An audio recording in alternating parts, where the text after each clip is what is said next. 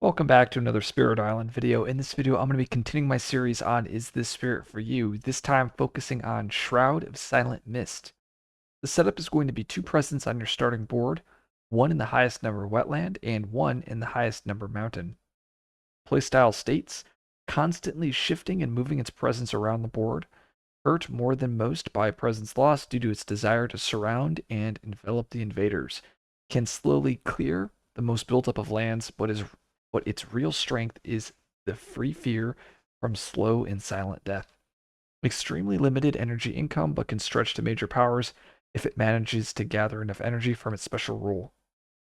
It is a high complexity spirit, and the summary of powers is pretty high offense, high control, very high fear, a little bit of defense, and low utility. So, what do I think of this? I think these bars are a little misleading. I think the control is a lot worse than what they're leading on. And same with the fear. The fear is probably just a little bit less. Probably like this. I know they factor a lot of that control based on that right innate, but really, I find it not to be that impactful. I also think this statement where it says it can stretch to major powers, yeah, this is not. Shroud is not a spirit that is going to be playing major powers, so you just don't have the energy economy to sustain that. Let's flip the spirit board over here. So special rules, we have three of them. It says once per turn, when you gain a power card that doesn't have fire, you gain an energy. This was like an added special rule from what I've heard. There was feedback from players that Shroud's top track was generating way too much energy, so they made the energy gain somewhat unreliable. Unfortunately, that change actually ended up causing Shroud to be on the weaker end. Really, Shroud needs that extra energy on top track to really make it function. Mist's shift and flow. This is when targeting a land with the power, you may gather one of your presence into the target land or an adjacent land. This can enable you to meet range and targeting requirements. I really like this special rule. It allows you to have a lot of free movement with your presence whenever you're using your innates or your power cards. And just to kind of showcase what that special rule is, let's say I have, let's say I'm using this right innate where it says lost in the swirling haze, and let's say I'm using it here on F3. Because of this special rule, I can move a presence into that land such that I can enable that targeting, and then I can use that right innate in that land. And finally, I think the most interesting special rule that Shroud has, it says slow and silent death. It says invaders and Ahan in your lands don't heal damage. In addition, during time passes, you gain one fear max 5 per land of yours with damaged invaders. Gain 1 energy per 3 lands of yours with damaged invaders. This is how Shroud generates a lot of fear, or why they have this very high fear bar on Shroud, especially in those late games where you have presence spread across the board. You can easily generate quite a lot of fear with this special rule. Now, most of the time, you're going to be generating about 3 fear with it, just because you want to have that gain 1 energy per 3 lands with presence. So usually it's about 3 fear and 1 energy in that mid game. Looking at the growth options, we are a 0 to 1, and we are placing a presence or we are gaining a power card on reclaim. We have a 2 presence placement option, and we have a place a presence in mountain wetland and gain a power card. And now if that power card does not have fire, you do gain an energy. And same thing with the power card on reclaim. So in a way, you can visualize these growth options as having +1 energy. Just got to stay away from those fire cards. It's actually pretty funny. One of the cards that Shroud really likes to play is Quicken, and Quicken has that fire, so it feels bad to draft it, but that defend 10 goes a long way.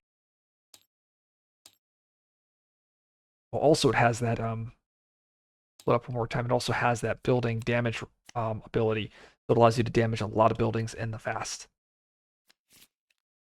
Okay, looking at your growth tracks, you end at 2 energy and 5 plays. You have a water air on top track, a moon on bottom track, a free presence movement on bottom track, as well as a reclaim 1 on bottom track. Your 5 plays, this is awesome. Like 5 plays is so good. It feels great to have this. Unfortunately, your energy track is pretty terrible. And that's because maxing out at 2 energy is just really, really makes me sad. Um, as I already mentioned in the video, I think if this track was just add +1 energy, I think to all of the levels, um, and I think that would make the spirit far more enjoyable to play, as well as enable major strategies. Like you're not going to be getting majors if your energy economy is 1 or 2 a turn. Like that's just not that can't afford you can't afford majors with that economy. Looking at the left and the right innate, the left innate allows you to do damage. The first tier is 1 damage. The second tier is like this damage based on adjacent presence, and the damage has to go to different invaders. The third tier is an extra damage, and then the final tier is this mega meme where it's a 1 damage to each invader. This line of text is, like I said, a meme. It'll pretty much never come up. The community jokes about it just because in order to hit it, you need to have 6 air, and the only way to get 6 air on this spirit is you need to get 5 plays as well as this air on top track, which means you need to have your tracks completely emptied out. And then the payoff is just 1 damage to each invader. So it's just kind of just comical. I mean, this could read 5 air and it still would be probably unlikely, just because having 3 perfect element moon air cards is going to be very, very challenging to do. The right innate allows you to push to Han slash explorers, and that's just based on the threshold here. Now, do know that both of these innates are cumulative, so if you have a max threshold here, you're going to get all 3 tiers of that innate. Looking at the power cards, first we have Unnerving Paul. It's a 1 energy fast. It's a moon air animal. 0 range, targeting a land with invaders. It generates 1 fear, and then it says up to 3 damaged invaders do not participate in ravages. Or 1 fear, defend 1 per presence you have in target land. And this is your defensive card. Allowing you to ignore damaged invaders allows you to ignore those big cities and those larger ravages. Or you can always tech it into a nice defend card. The fog closes in. It's a 1 energy slow, moon air water, 0 range. For each adjacent presence, or for each adjacent land with your presence, 1 damage to a different invader. Then you get to push 2 to Han. And this card is very similar to this threshold on your Suffocating Shroud innate. Dissolving Vapors is a 2 energy slow. It's an air water card. 0 range, 1 fear, 1 damage to each invader, 1 damage to each to Han. This is a more balanced version of the iconic Raging Storm card that gets a lot of hate from players. But yes, I think Suffocating, what is this called? Dissolving Vapors is a very, I think it's a pretty fair card. And finally, we have Flowing in Silent Forms, Dark By. It's a 0 energy fast power, moon, air, water, 0 range, 2 fear if invaders are present. When presence in target land would be destroyed, its owner may, if possible, instead push that presence, and then you're also able to gather 1 presence slash sacred site of another spirit. This card is actually pretty cool, just because it gives you a little bit of insulation from those bad blight cards and those bad events. So those events that may destroy presence. So a good example like this one, the world's vibrance fades.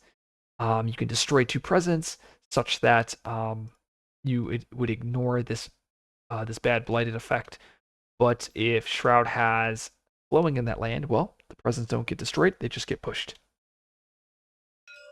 A lot of games you'll see players use this card. If you get like Downward Spiral, which is that bad event here, Downward Spiral here, where it says at the start of each invader phase, each spirit destroys a presence. If there's a Shroud in play, they may say, hey, we're going to use this card, put your presence in this land. And then everyone puts their presence in that land. And then this card allows the whole team to kind of negate the Blighted Island effect. It's really cool. It's just not, for a, in quotes, support card, it's just quite underwhelming. But I mean, at the end of the day, it does give you some fear, and it is perfect element. But okay, so is this spirit for you? So Shroud is going to benefit from keeping invaders around on the island. I think it's very thematic, very different than what a lot of spirits are doing. So if you like having your board built up with invaders everywhere, this is going to be the spirit for you. Shroud is also going to be picking off invaders with that left innate with the fog closes in, with dissolving vapors. You're going to use these tools to just weaken invaders over the game, and then eventually in one of the middle slash end game turns, you're just going to wipe out everything on your board because the invaders will get low on health every turn. So an example would be like if I have a presence here, and let's say I use dissolving vapors. Let's say I'm like turn 1, right? They all damage, and let's say I use my left innate first tier damaging this. So now all of these guys all have 1 health left, and I'm just milking the fear. So I'm going to be getting 1 fear every turn. And then let's say it's turn 6, I play dissolving vapors there one more time, and that would wipe out the whole land. So you're having a ton of invaders on your board, which basically makes you very vulnerable to a lot of edge cases from events, as well as just bad explorers, stuff like that. It also causes bleeding onto other boards, so I'm definitely not. I'm not talking this strategy up, but this is how Shroud plays. So you have to be very comfortable with that type of style. Now Shroud does generate a lot of fear once you get going in that mid-late game, and Shroud primarily likes minor power builds, and that's just because you have access to that 5 plays, as well as having a very weak top track energy. Another thing with Shroud is this first special rule here. Gaining cards without fire is so important. Like I said, your energy economy is so weak. You really need to be getting energy from this special rule every turn. A lot of players, they will, what they'll do is they'll actually buff Shroud. Like, for instance, Boon of Growing Power. You may have a keeper player giving Shroud this card. So now Shroud will gain a power card. They'll then gain an energy from Boon of Growing Power, and then they'll gain another energy from their gather power from Cool and Dark special rule. So you'll see support flung like this. I don't know how it makes me feel. I when I see Keeper, I know Keeper should always take this card for Keeper self, just because Keeper is so busted. But being able to give Shroud this type of support really makes Shroud more playable. Now let's look at the aspect introduced in the Nature Incarnate expansion. This is the last NI piece of content that I will be able to cover on these types of videos, because I've gotten through everything else. And that is the Stranded aspect. And the Stranded aspect is going to get rid of Mist's Shift and Flow. Whoops, what did I do there? There we go. We're going to get rid of this special rule, and I actually like that. I kind of don't like this special rule for Shroud. I find it to overcomplicate things for me, but I also like simpler designs.